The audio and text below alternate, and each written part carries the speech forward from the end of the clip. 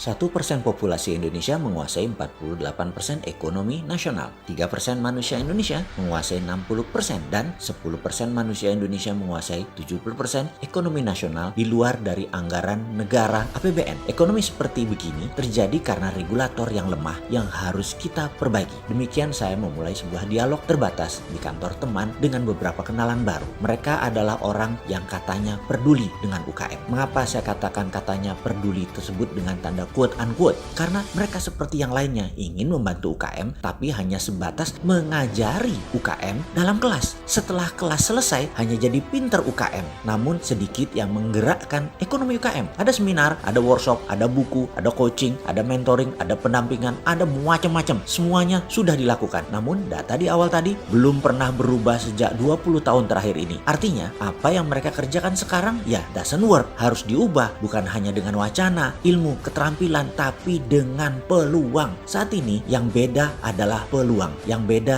yang tidak adil adalah kesempatan. Coba deh, apa syarat pinjaman bank? Ada jaminan. Apakah semua pengusaha punya jaminan? Apakah UKM punya jaminan? Pertanyaan berikutnya, apakah syarat IPO di bursa saham? Omsetnya harus di atas 50 miliar setahun atau kapitalisasinya harus besar. UKM bisakah melantai di bursa IDX? Pakai fintech?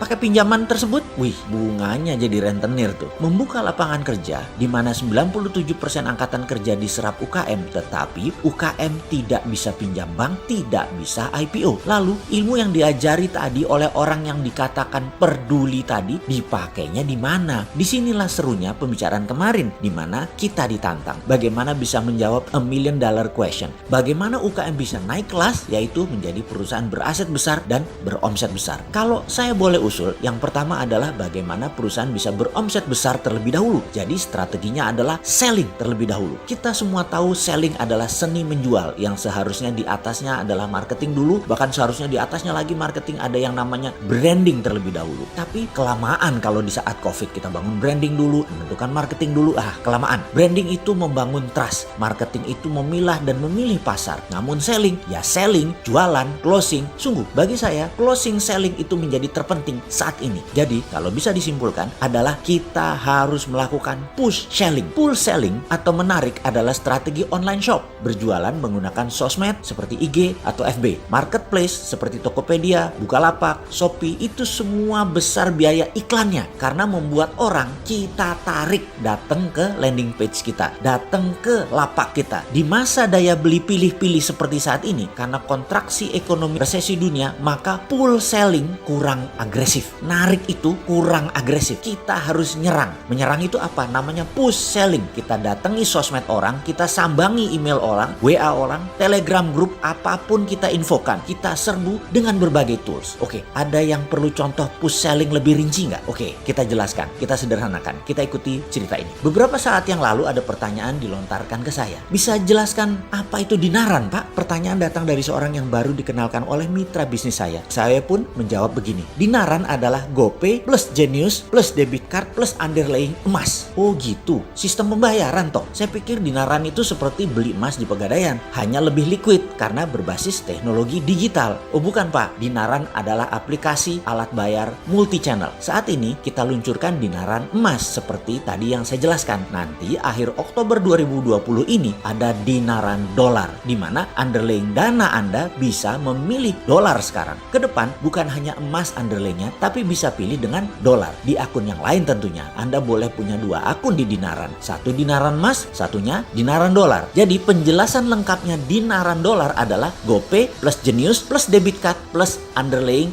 dolar. Sederhana membayangkannya. Seperti personal portable money changers. Aplikasi dinaran tersebut. Demikian saya menjelaskan sesimpel mungkin. Karena baru kenalan gak enak kalau jualan terus. Tapi saya tidak kuasa menahan untuk tidak meneruskan jualan. Namanya juga peluang di depan mata. Jadi saya teruskan. Fitur-fitur dinaran masih terus disempurnakan. Usia dinaran baru 4 bulan saat ini. Muasalnya mengurus semua izin dan teknologi mundur ke 1 tahun yang lalu. Sudah cukup panjang perjalanan dinaran sesungguhnya. Dinaran adalah cerita panjang dari analisa mendalam memprediksi ke depan tentang tumbuhnya kebutuhan bertransaksi dengan berbasis personal sovereign wealth fund yaitu uang pribadi masing-masing setiap individu punya underlayingnya. Di sisi lain, aplikasinya harus memiliki semua sarana untuk uang keluar dan uang masuk. Wallet, e-money, debit, dan berbagai multi-channel harus bisa menjadi sarana bayar atau sarana transaksi. Dinaran saat ini belum berani klaim diri sebagai the first digital banking 5.0,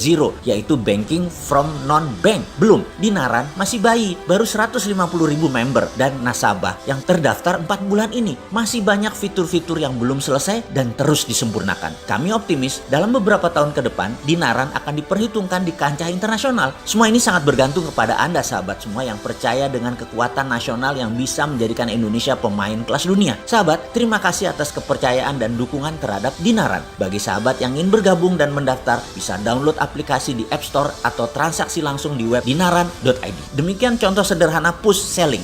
Semoga bermanfaat.